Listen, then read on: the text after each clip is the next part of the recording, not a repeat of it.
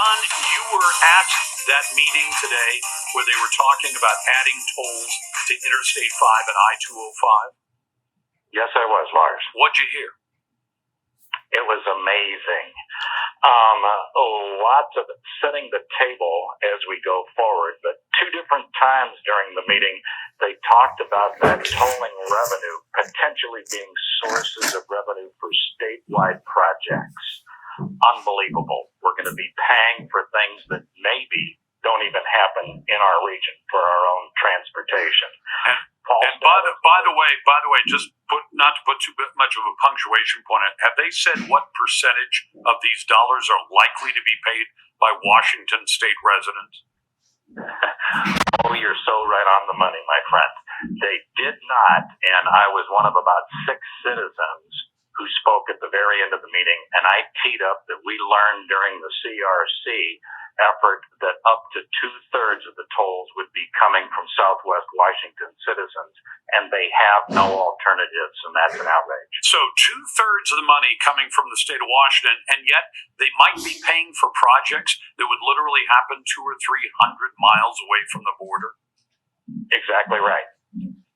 I mean, because I can see a reasonable argument that says that if they happen within 10 miles of the border, that the folks who are paying them arguably could get some benefit out of them. Although I figure that, projects on the Oregon side should be paid for by Oregon, projects on the Washington side should be paid for by Washington. And if we have a project that spans the river or has some effect on both sides, you can split the difference on that. But the idea that you're gonna jack 2/3 of the money out of the pockets of people who aren't going to be within 100 miles of where the money is spent, that is not going to go over well. Oh, absolutely right. Another amazing thing that came up is they set the table, so to speak. They talked about where are value pricing systems happening around the country. And of course, they pointed to I-405 in Seattle, and they talked about how throughput is increased and blah, blah, blah, blah. That's baloney. Wonderful. Hold on. That's baloney, John, isn't it? I mean, my read from where I am is that everything I've heard about the 405 congestion pricing, the thing's been a massive failure and a public relations disaster.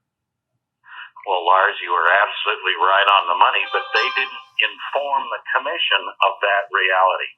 So again, during my citizen comments, I told them they were only told part of the story, and that the citizens were asked to vote on a tax increase to give them a new general purpose lane. And a couple months before that opened, the citizens were in essence given a bait and switch and said this is going to be a second HOV lane with tolls and you can pay to drive it. And there's a revolution happening in Seattle over that whole debacle. By the way, did they talk at all about how they're going to go out and punish people for driving during rush hour? Because this congestion pricing to try to force some people off the road, the only way it works is if you price it high enough that some people will literally just say, I can't afford to drive into work or to shopping or anything else at that time of the day. Do they think that's going to work? Well, so this was setting the table for their future discussions, and there were very brief, minor talks about social justice and those kind of things. But again, I teed that up during my 2 minutes of citizen comment, and I said, frankly, this is a war on the poor, because their whole point in this, they're not adding any new capacity. Right. And so the goal is to raise the pain until people quit using I-5 and I-205. And who will be the ones who will no longer use I-5 or 205? The poor. It will be the poor. Yeah, because, Absolutely. I mean, let's put it this way. I got to tell you, John, I always admit if I have a dog in the fight, I'm proud that I earn a nice salary doing what I do. If they say you've got to pay $5 or $10 a day to drive in at the time of day when I have to get in to do the work that I do, I'll pay the money. I won't like it, but I'll have the money to pay it. But I think of the young lady who works at the front desk at the radio station who doesn't make the kind of paycheck that I make.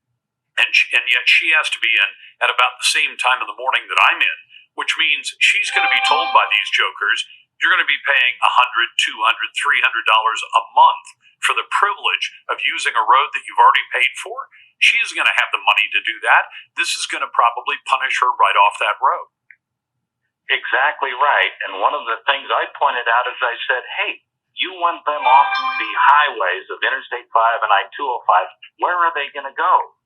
These side roads, the normal streets that people would use as alternatives, are already overburdened and hugely congested. Well, you know what they're going to do if they're looking at revenue, they're going to toll the bridges themselves or the immediate approaches, and they'll do it electronically, which means everybody who wants to cross that river is going to have to pay. John, thanks for the update. I very much appreciate it.